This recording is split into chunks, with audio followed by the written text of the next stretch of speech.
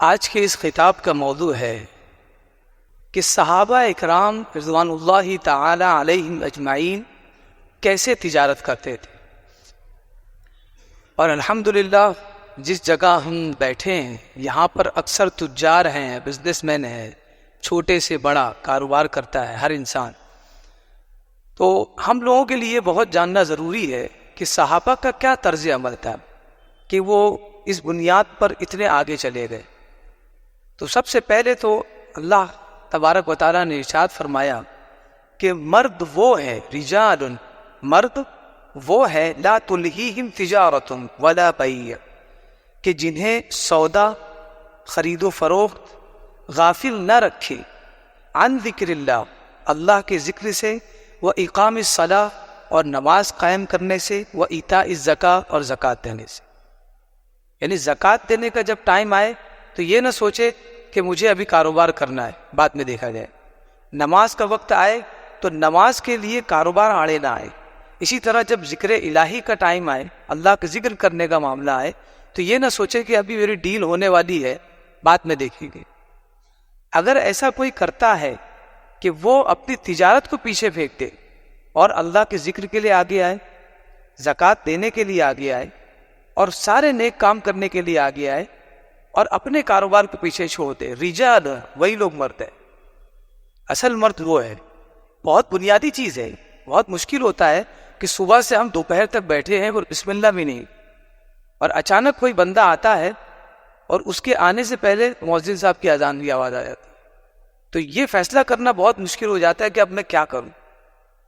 یہ بہت مشکل ہو جاتا ہے. اس کے لیے بھی سبسٹیٹیوٹ لوگوں نے رکھا ہے کہ اپنے یہاں بہت سارے نان مسلم نوکر رکھ لیتے ہیں جو دکان کو سنبھال لیتے ہیں. تو اللہ تبارک و تعالیٰ اس نوکر کی پگار بھی ان کو عطا کر دیتا ہے، کیونکہ ان کا دل بہت صاف ہے.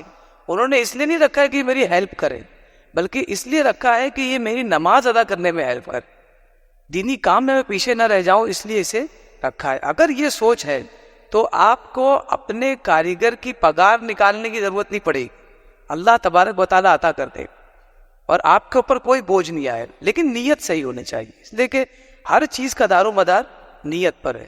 اگر نیت صاف ہے تو مدد اوپر سے آئے گی، اور اگر نیت صحیح نہیں ہے تو سب کچھ آپ کو کرنا پڑے گا.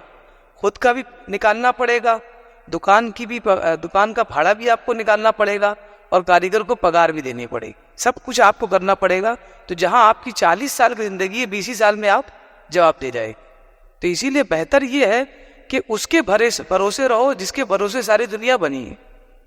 تو سب کچھ سنبھال لے. جتنا آپ کر سکتے ہیں آپ کریں، باقی اللہ تبارک و تعالیٰ ہمارے لیے ہے. سعد بن الربیع رضی اللہ تعالیٰ عنہ انصاری صحابی ہے، مدینہ میں رہتے ہیں.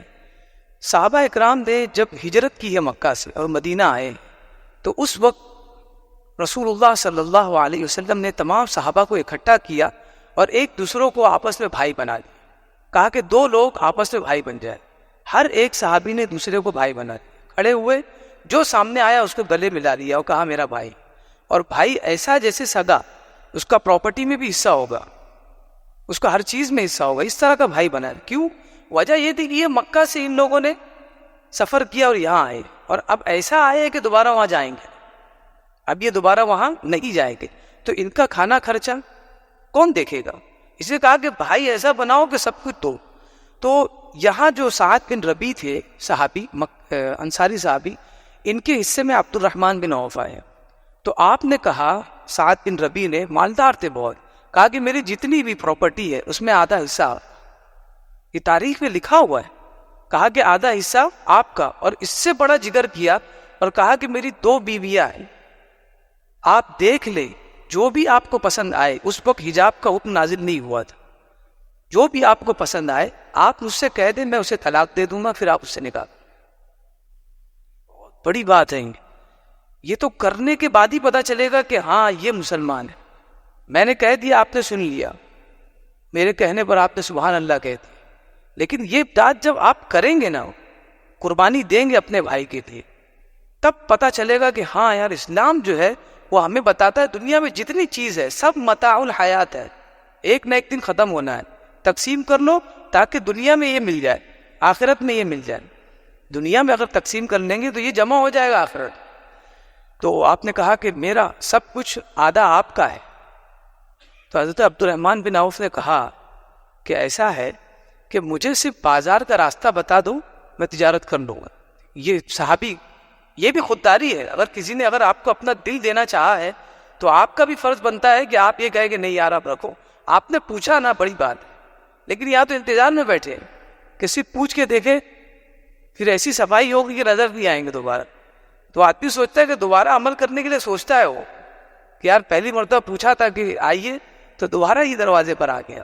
تو دونوں طرف سے بہت ضروری ہے. ہمیشہ تاجر کی غلطی نہیں ہوتی، بہت سارے گاہک بھی ایسے ہوتے. بہت سارے لوگ کہتے ہیں کہ ہم نے مال بیچا ہے، علماء کرام مساجد میں کہتے ہیں کہ مال یار جو صحیح مال ہے سامنے رکھا کرو. تو تاجر کہتا ہے ہم صحیح مال بھی سامنے رکھتے، تب بھی گاہک یہ بولتا ہے وہ اندر والا نکالو. فروٹ کی دکان پہ آپ جائیے، میں بھی جاتا ہوں، کپڑوں کی دکان پہ جائیے، سب سے اچھا کپڑا سامنے رکھا ہے، تب بھی کیا کہیں گے؟ وہ اندر والا نکالو. اب جب اندر والا نکالو تو پھر اس نے بھی دماغ بنا لیا کہ یہ بندہ دماغی طور پر بیمار ہے، تو اب اس کا وہی علاج کرنا پڑے گا جیسے یہ چاہتا ہے. تو پھر وہ بھی سب سے پرانا اسٹاک نکال کے اندر رکھتے ہیں، اور جب وہ پوچھتا ہے کہ نیا والا نکالو تو وہی نکال کے سامنے رکھتا ہے. تو یہ غلطی کسٹمر کی بھی ہوتی ہے، ہر بار تاجر کی غلطی نہیں ہوتی. آپ وہاں گئے مدینہ میں اور مارکیٹ میں ایسا کاروبار کیا کہ اس وقت مارکیٹ صرف یہودیوں کی تھی. یہودی ہی لوگ چلتے تھے اس وقت مارکیٹ میں، اور ان کا ڈنکا بولتا تھا، ہر جگہ انہی کا طوطی بولتا تھا. لیکن جب آپ اترے ہیں اکیلے عبد الرحمن بن عوف، ایسی تجارت کی کہ یہودیوں پر غلبہ حاصل کر لیا. اب آپ سوچیں کہ بھائی کیا تجارت کا راز تھا، کیا اسکل تھی جس کی وجہ سے آپ اتنے بڑے تاجر بن جائے. آپ یہ بتاتے تو سمجھ لیجیے آج کا بیان ہمارے لیے بہت اچھا ہوگا. ہم سب تجارت کرنے والے پتہ لگ جائے کہ حضرت عبد الرحمن بن عوف نے کیا تھا، کیا دماغ لگایا تھا، کیا راز تھا کہ مارکیٹ میں، وہ بھی اپنا گھر نہیں ہے، انجان شہر میں گئے اور وہاں مارکیٹ میں سب سے آگے آ گئے، مقامی بیوپاری کے اوپر. کسی نے پوچھا آپ سے کہ یہ کیا وجہ ہے کہ آپ اتنی جلدی سکسیس ہوئے، جہاں جاتے ہیں اور آپ کامیاب ہو جاتے. آپ نے حضور سے ہی فرمایا تو حضور میرا تو دل ایسا کہتا ہے کہ اگر میں پتھر اٹھاؤں تو اس کے نیچے سونا ہی نکلے گا، میں پتھر اٹھاؤں تو اس کے نیچے سونا نکلے گا. تو پوچھا گیا کہ اس کا راز کیا ہے کہ جس پر رکھتے ہو سونا بن جاتا ہے. آپ نے جواب دیا لِأَنِّي مَا بِعْتُ دَيْنًا، اس لیے کہ جو بھی چیز بیچتا ہوں ادھار پہ نہیں بیچتا، کیش پر کاروبار کرتا ہوں، کیش پر کرتا ہوں. اور آپ سب جانتے ہیں پروفٹ اگر زیادہ چاہیے تو قرضے پہ بیچو. قرضے پہ بیچنے کے لیے لوگ راضی اسی لیے کہ پروفٹ زیادہ ملے گا. اور وہی اگر آپ کیش پہ بیچو، سامنے والے بولے گا کہ آپ نے ہمارے لیے کیا ہے جو ہم آپ کو بڑھا کر دیں، اور اگر آپ نہیں دیں تو میں اگلی دکان پہ جاتا ہوں. کیش پہ کرو کاروبار کرتا ہوں. سب سے پہلی بات، کوئی بھی مال بیچا ہوں تو کیش پہ بیچا ہوں. اور دوسری بات کیا بتائی؟ وَلَا اسْتَقْلَيْتُ رِبْحًا، اور جتنا بھی منافع بینیفٹ مجھ کو ملتا تھا، پروفٹ ملتا تھا، میں نے کبھی اس کو کم نہیں سمجھا. ظاہر سی بات ہے کیش پہ بیچیں گے تو پروفٹ کم آئے گا، اسی لیے آگے بتا دیا کہ جو بھی منافع ملتا تھا میں سمجھتا تھا یہی میرا نصیب. لیکن ہمارے یہاں مسئلہ یہ ہے کہ تجارت اس لیے نہیں کر رہے کہ اس سے دین کی خدمت کریں گے، گھر والوں کو پالیں گے، بلکہ اس لیے کر رہے کہ 2 گھر ہے تیسرا بھی خرید لیں گے. پریشان ہے وہ، ضرورت سے زیادہ حاصل کرنے کے لیے پریشان. مال کی کثرت، جب انسان کے پاس زیادہ مال ہوتا ہے تو وہ آخرت سے دور ہوتا ہے، دین سے دور ہوتا ہے. یہی حقیقت ہے. عبد الرحمن بن عوف کا معاملہ ایسا تھا، ایسے تاجر تھے صحابہ میں کہ ان کے پاس جب زیادہ مال ہوتا تھا اتنا زیادہ یہ آخرت سے قریب ہوتے. واقعہ ہے کہ ناشتے کے لیے آپ کے سامنے ناشتہ رکھا گیا. صبح جب ناشتہ رکھا گیا تو آپ نے ناشتوں کو دیکھا اور آپ کی آنکھیں بھر آئی، اور آپ نے یاد کیا مصعب ابن عمیر رضی اللہ تعالیٰ عنہ صحابی کو، اور کہنے لگے کہ مصعب بن عمیر شہید ہو گئے. میں نے دیکھا ہے ان کی شہادت کو. جب وہ شہید ہو گئے اور ان کو کفن پہنایا گیا تو کفن اتنا چھوٹا تھا کہ سر ڈھکتے تھے تو پیر کھل جاتا تھا، اور پیر ڈھکتے تھے تو سر کھل جاتا تھا. پھر کہا حمزہ بن عبد المطلب عم النبی صلی اللہ علیہ وسلم، چچا ہے حضور کی، ان کا معاملہ میں نے دیکھا ہے کہ شہادت کے بعد کفن نہیں تھا تو چادر میں لپیٹا گیا. اور ہمیں اللہ تعالیٰ نے پوری دنیا دے دی، ہم کتنا دنیا کے قریب. یہ وہ سوچتے تھے اتنے کاروباری بڑے ہو. ایک واقعہ میں نے پڑھا حضرت عمر بن خطاب رضی اللہ تعالیٰ عنہ. عمر بن خطاب آپ جانتے ہیں ضرورت سے زیادہ نہیں کھاتے تھے, اتنا کاٹ کسر میں رہتے تھے تاکہ دنیا میرے اندر سامان آ جائے. اسی لیے شیطان آپ سے بھاگتا تھا, کیونکہ آپ اپنے آپ کو کبھی زیادہ کی نہیں. ہمیں اگر بتا دے بیپاری کہ سر پیاز لے لو 4 دن بعد 200 روپے کلو ہو جائے گی, تو وہ میرے خیال سے 20 کلو اٹھا لے گا, جبکہ 1 ہی کلو لینا چاہیے. تو بیپاری بول دیا, آپ نے مان لیا, آپ نے لے لیا. آپ اتنا ہی لے جتنا آپ کو ضرورت ہے, کیونکہ آپ نے جو 20 کلو لیا ہے نا, یہ 20 کلو میں سے 19 کلو کسی اور کا تھا, آپ نے اس کا حق مان لیا. اب جب آپ نے 20 کلو لیا ہے تو مارکیٹ میں وہی چیز مہنگی نہیں ہونے والی تھی, اب ہوگی. آپ کو دھوکہ دیا تاجر, تو آپ کی جتنی ضرورت آپ اتنا ہی لیں. تو یہ ساری چیزیں اصول ہے زندگی کے لیے. آپ نے کہا کہ ان کو یہ نصیب نہیں ہوا. حضرت عمر بن خطاب رضی اللہ تعالیٰ عنہ فقر کا ایک بہت بڑا نمونہ ہے. عمر بن خطاب ایسا فخر اختیار کیا کہ کوئی دنیا میں نہیں کر سکتا. آپ جب مدینہ آئے تو آپ نے کہا عبد الرحمن بن عوف سے کہ یار اپنا گھر تو دکھاؤ, ذرا گھر تو دکھاؤ کیسا کیا ہے. بڑا نام ہے, عثمان بن عفان کے بعد عبد الرحمن بن عوف, یہی ہے 2 مالدار. لے کر گھر گئے. جب گھر کھولا ہے تو گھر میں کچھ نہیں تھا. ہوتا ہے نا کہ بستر ہے, کباٹ ہے, پلنگ ہے. اب تو وہ سب تو ضروریات ہیں ہمارے یہاں. اب تو شوکیس آپ دیکھ لیے, شو پیسز ایسے ہوتے ہیں جس میں ایک غریب کا 4 مہینے کا بھاڑا آ جائے گا. شو پیسز ایسے رکھے ہوئے تھے, اتنے مہنگے. تو وہ شو پیس کی تو ضرورت تھی, ضرورت کے سامان نہیں تھے. حضرت عمر نے فرمایا کہ یہ کیا ہے, کچھ نظر ہی نہیں آ رہا ہے, کہاں ہے متاع زندگی. آپ نے کہا عمر یہی ہے. حضرت عمر کیا فرما رہے کہ عبد الرحمن تم ہی دیندار رہے یار, ہم لوگ دنیا دار ہو گئے.